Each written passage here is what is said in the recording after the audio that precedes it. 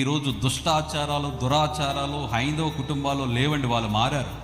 అన్నీ ఎక్కడున్నాయంటే మన క్రైస్తవ గృహాల్లో ఉన్నాయి. ఏ ముళ్ళతొప్పలో బలు రాక్షస చెట్లు అంటే అవి ఎక్కడ కనబట్టలేదు. ఈరోజు క్రైస్తవ గృహాల్లో అన్ని మూఢనమ్మకాలే.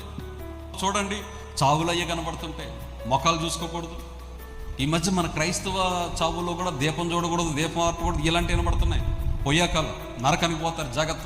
ఎందుకు ఈ భక్తి జీవితం ఉంటే చల్లగానే ఉండండి, వెచ్చగా నులివెచ్చని జీవితం జీవిస్తూ దేవుని మోసం చేయకండి. వింటున్నప్పుడు చాలా బాధాకరంగా ఉంటుంది. పెళ్లిలో చూసినదే తంతు, చావుల్లో చూసినదే తంతు, గృహ ప్రవేశాల్లో చూసినదే తంతు. కార్యక్రమం వస్తే చాలు.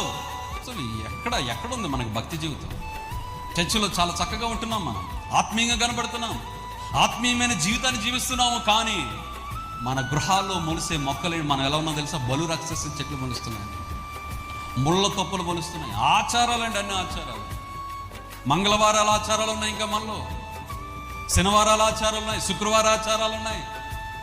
శుక్రవారాలు వేరే వాళ్ళు డబ్బులు ఇచ్చే దివ్యమైనటువంటి బ్యాచ్ కూడా ఉంది మనలో. మంగళవారం వెళ్ళి హెయిర్ కట్ చేసుకోలేనటువంటి బ్యాచ్ ఉంది ఒకటి మన దాంట్లో. ఏమొస్తుంది అందులో? దాంట్లో ఏముంది?